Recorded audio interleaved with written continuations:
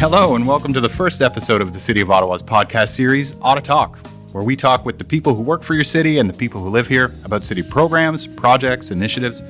Today, we got to talk about the city's Nightlife Economy Action Plan. We've got the Nightlife Commissioner sitting down with us to chat about his role, the Nightlife Council, and lots of other things with the word nightlife in it. Get ready, Ottawa. We're going out tonight.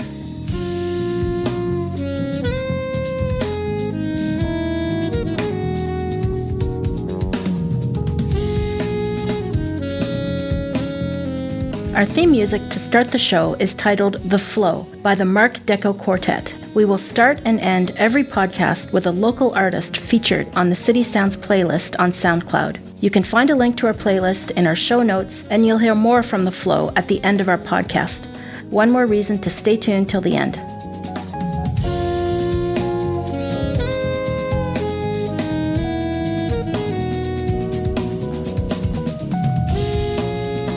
My name is Michael Reed. I'm a media relations officer with the City of Ottawa. I'm one of a team of people who act as a first point of contact for media who have questions for the city. And my name is Valérie Bietlo. I'm the manager of public policy development and emergency and protective services. And I am one of a team that develops new bylaws for the City of Ottawa. In a moment, we're going to speak with Mathieu Grondin, the city's first Nightlife Commissioner. But first, tell me, Michael, what's a typical night out for you? Well, nowadays I'm on the hunt for a good dining experience. There's a lot of great chefs in Ottawa doing really exciting stuff with food, and I'm a fan of their work. Come a long way from the days of getting pickled cheese from a jar at a certain downtown punk bar. But I do still like to go out and see some live music with friends when I can. What about you, Valerie? What do you get up to? Well, I grew up in Ottawa, so nightlife and going out for me has meant different things over the years.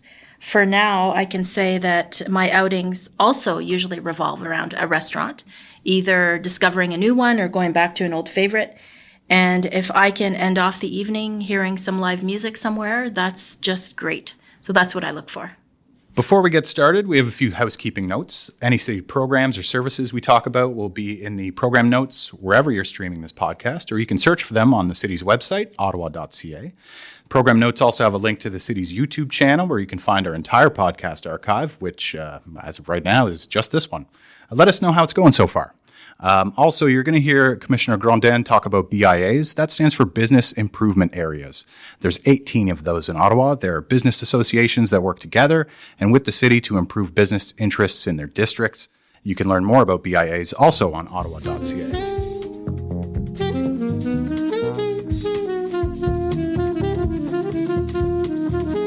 And now let's shift gears and welcome our guest, Mathieu Grondin, the City of Ottawa's first Nightlife Commissioner.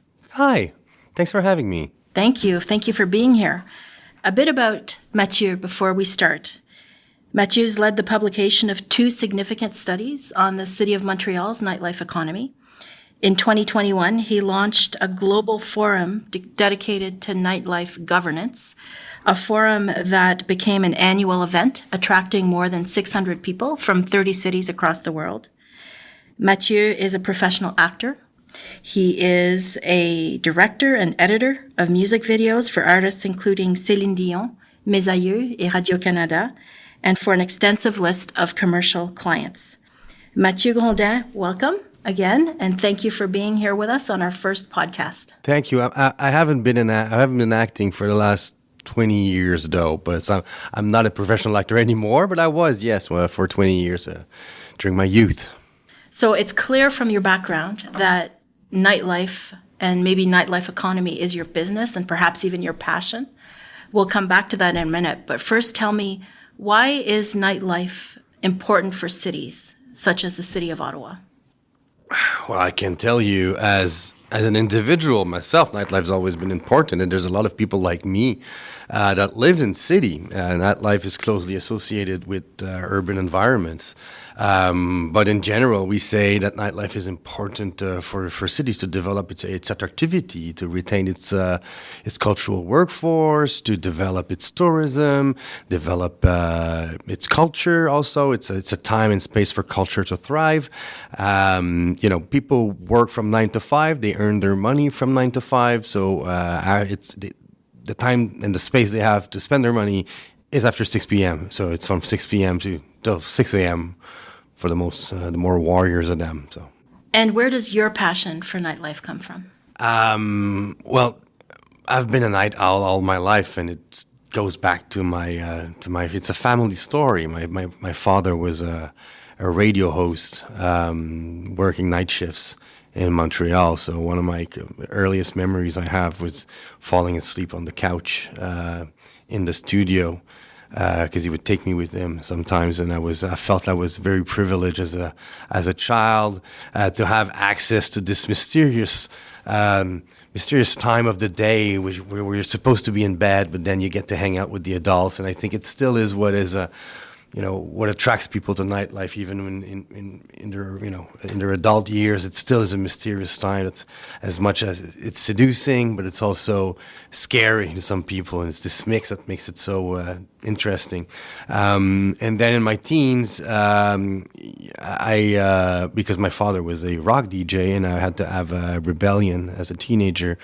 I entered a rave when I was 15 years old. It was the beginning of the rave scene, and it's changed my life. And 6 months later, I bought 2 turntables and a microphone, like the Beastie Boys said, and I started DJing and organizing events, and I've done that since then for almost 30 years in different capacity. I was even the event programmer for some film festivals in Montreal, because as you mentioned, my day job was in film, first as an actor, then as a director, producer, and editor. But yeah, helping out those festivals to create, organize, produce these panels, networking events, and shows and parties, and so it's always been part of my life, and it's always been really tough to participate, to organize events that takes place at night. It's a very tough environment. And at some point in my late 30s, I got together with a few other event promoters and festival organizers and venue owners, and that were kind of fed up with all the different challenges they were facing and the stigmatization they were facing from different city services or the police force back then. So we created this organization, Montréal 24/24, to defend our interests. And we opened up a dialogue with the city. And turns out the city was had an interest in developing nighttime economy in Montreal. So we entered into what they call a strategic partnership with the Economic Development Services of the City of Montreal. And we had a 3-year plan. And we produced the research, the studies you mentioned. We created a Nightlife Council. We were offering workshops for cultural entrepreneurs. We created the forum. And we also piloted pilot projects to test the extension of licensing in Montreal. So the first one, we ran a venue for 29 hours nonstop with bar service for 29 hours to gather data on the impact of this on public space, public health, safety, economic, cultural impact, et cetera, et cetera. And so you've kind of traded in the turntables for an office workspace now.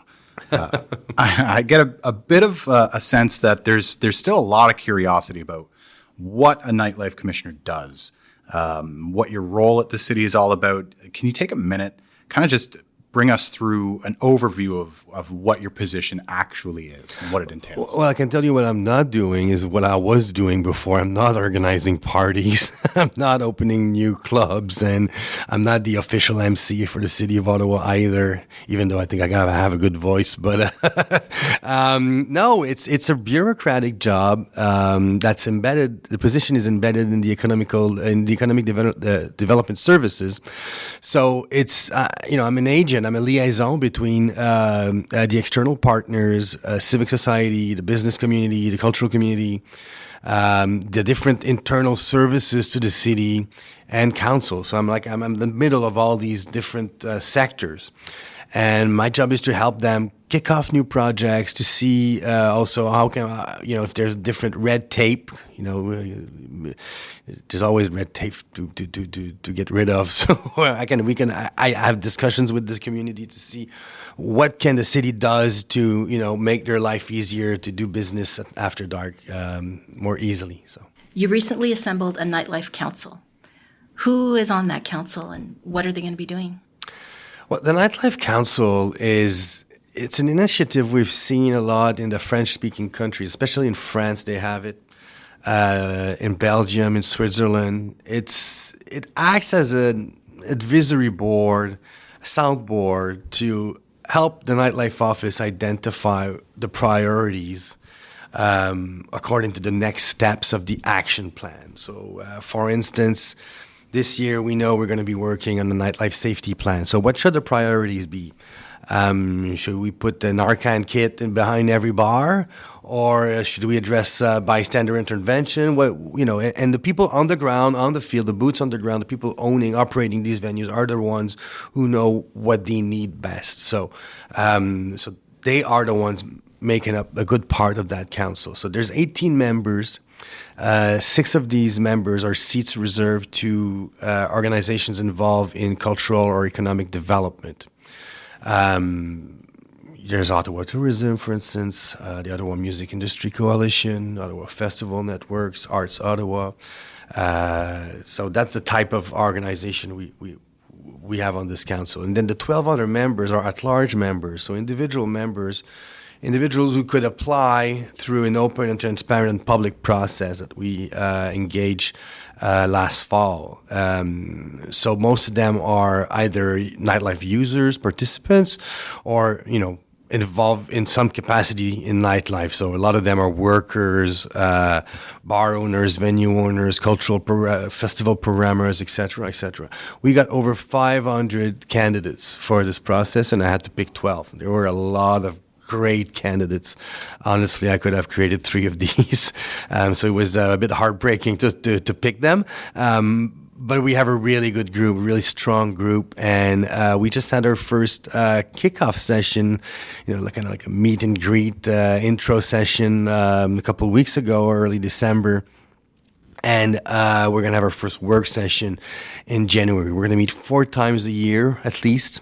And each meeting is going to be a work session focused around a specific theme. So, for instance, there's a bylaw review process undergoing to try and identify and remove this red tape I was talking about. So we're going to have a work session around that. Another one's going to be around safety, et cetera, et cetera. I feel like you'll be talking to Valérie quite a bit in the future. It's a pretty big council, but Ottawa's also a pretty big city geographically. Yeah. It can be pretty clear as you go through the city. Some neighborhoods have different vibes, different cultures than others. Bank Street, includes Lansdowne. It's totally different than Elgin Street, which is again different than Byward Market. So, how do you balance the needs of one neighborhood against another when you're thinking about an overall strategy? Well, the Nightlife Economy Action Plan that we have, that the City Council voted in May 2023, is a citywide plan. So the 10 recommendations there can apply anywhere in the city. And it's important to me that we can develop nightlife pockets in every neighborhood or in every district or ward in the city. Which means that if you live in Manatic, you don't absolutely have to take your car to come downtown to enjoy, go to a restaurant, see a show maybe, have a pint, whatever. Although historically, the Byward Market has been the historic nightlife hub here in Ottawa. So is it a priority? Well, it's certainly something we're looking into seriously right now and see what can be done. Some might say there's a lot of potential in Spark Street that hasn't been activated in terms of nightlife too. The loss of Barrymore and Babylon during COVID had a huge impact on Bank Street. So that's something that, I'm looking into. What can we do? Nightlife can play a role, I think, in the revitalization of downtown by bringing more eyes on the street, more vibrancy. I always say a safe night is a busy night. So if we have just these 2 venues was almost 1,000 people, 4 nights a week. So that brought a lot of dynamism on the street, a lot of foot traffic too. So yeah, I think they all have their own identity too. Elgin Street is not the Byward and it's not Bank, and it's nice to see that the city is diversifying and that not everything now is still centered around the Byward Market. Although it will always be, I think, the main hub and the first place you land as a newcomer or a tourist. I can attest that to my own experience. When I moved here to Ottawa, the first place I ended up at night was at the Byward. So it takes a little bit more time to discover. You got to walk a little bit more into the city, and then you discover Elgin, for instance, and stuff like that. So other parts of the city. So yeah, balancing. It's just about realizing what their identity, what each of their identity is, and one of the good allies to work that is are the BIAs. They know their district. So yeah. You mentioned that the Nightlife Economy Action Plan is a citywide plan, but I wonder if when most people think about nightlife in Ottawa, they still think about the core. So how will your office reach out to and be relevant in terms of nightlife for people who are not in the core? Well, as I've said, I think it's important to develop a program, a programming and a cultural offer for every district and every ward. And there's been a lot of support from council. This action plan was voted unanimously for council, because I think if we got the support of the councillors that are not part of the core, is because they saw that potential too. So it's by working with the BIAs, and there can be some placemaking projects in the future, different festival, different like Taste of Manatic is a good example. Working with them and see what can be done. Can we extend a little bit by an hour or two? Sometimes it's as simple as that. And then you can activate a little bit more dynamism after dark. So.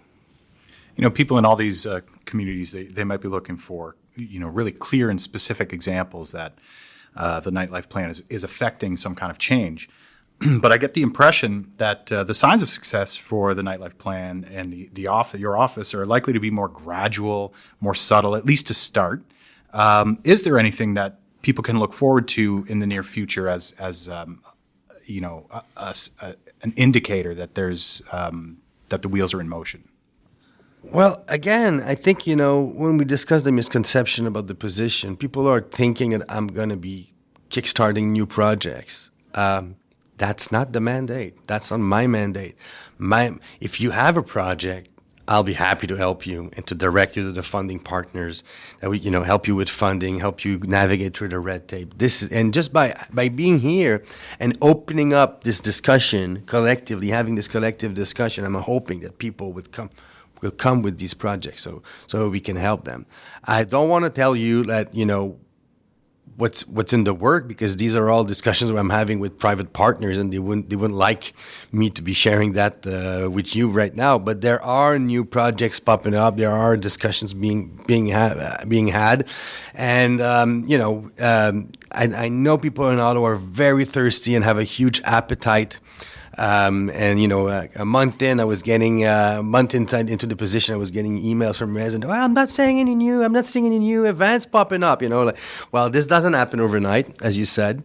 It's going to be a gradual and mid to long term project. The action plan we have runs until 2026. So by 2026, I can guarantee you, before next election, you will have heard of new activations, new projects popping up because of the work of the Nightlife office. So lots to come. Lots to come. You've been in Ottawa for about 6 months now? Yep, since June. What has surprised you the most, Mathieu, about the city? What surprised me the most, in a very positive way, is the level of engagement of all the different stakeholders and everybody I'm speaking with. Everybody wants this project to succeed. And, it's from the smallest, more underground, alternative, DIY grassroots artist collective up to the Board of Trade and Ottawa Tourism and OZAG. And everybody wants change. Everybody wants to position Ottawa as a vibrant city that has a vibrant nightlife, and that maybe eventually we can also position as a nightlife destination, for night tourism. That's something that's never really been on our radar, and we can start working on, and maybe in a few years it will pay off. So, the level of enthusiasm and engagement from everybody is really what surprised me, because in other cities, bigger cities, I can attest to that by experience too. Sometimes nightlife is reduced to, it's either taken for granted or it's reduced to its negative externalities. The problems, it's seen as a problem more than an asset. And I haven't felt that much here. I think a lot of people here want more nightlife, want more culture, more commercial vibrancy after dark. So that to me is very positive for the future. I think certainly for myself as well, but something I also hear a lot about is that there's no simple singular place to find out what's going on in all of Ottawa, right? And that part and due to the geography of it and just the different scenes and the cultures, right? So there's a lot of legwork for people to find out what's happening and where. Is this on your radar? Is it something we can even solve in this city? Do you see this in other cities? It is on my radar. We will be working on something to try and address this problem this year. Mind you, I want to manage the expectations of everybody. We're not going to go back to 1998 when there were these cultural newspapers with the listings at the end and what to do this weekend, and everything was very centralized. We live in a decentralized economy, cultural economy now. It's on the different social media platforms, depending what your age is. You're not going to be looking for stuff on TikTok if you're 50, but if you're 15, you might, So it's very fragmented now. But for sure, yes, the city can maybe play a role to try and amplify a little bit more than what was being done. Ottawa Tourism has started that too. They added a hashtag nightlife to their website, to identify the nightlife activities they're listing. So these are all things we can do that we will be doing, and I'll be looking into this year and try and see, what can be done to amplify the message and. But it's a global problem, Mike. Every city I visit, everybody complains about not knowing what's going on because this is the nature of a digital economy now, and it's you need to find your niche. You need to and then to follow the people who make up that niche. So if you like folk music, you're gonna like a band, and this band is gonna have some other band friends, and then you're gonna follow that page. But maybe the city could do something like a listing of listings. But thinking that you're gonna go on Ottawa.ca and everything that's going on at night is gonna be listed there might be a little bit more too idealistic. So, in 2022, Council passed the Nightlife Economy Action Plan for the City of Ottawa, and hiring you was step one. Establishing your council was step two. So, what is step three? Step 3 is implementing the rest of the action plan. There's 10 recommendations there.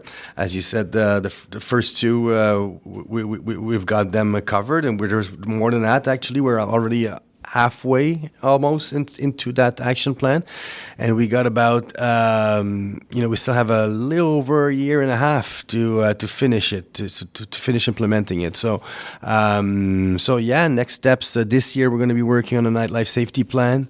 There's the bylaw review process. There's the communication amplifying project tool online resource we're going to be looking into.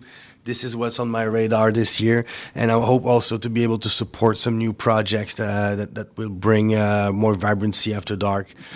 So maybe like new events, new festivals, or new placemaking projects. So. Well, it definitely sounds like you got a lot of work ahead of you. I know you'll be sitting down with Valerie again at some point, but how often do I get the opportunity? We started by talking about a good night out for each of us. But Mathieu, when you're not at the office early the next morning, what do you get up to? What do I get up to? Well, I like electronic music, as I said. So I don't want to tell you what are my favorite spots in the city because they're all my children and I love them all, equally. But yeah, obviously I love electronic music and I love the movies too. And I think there are some great independent cinema in this city too. So you might catch me there. Yeah, Right on the late night screenings. Well, thank you, Mathieu. It's been a pleasure. Glad you came in and sat down with us. Thanks for having me.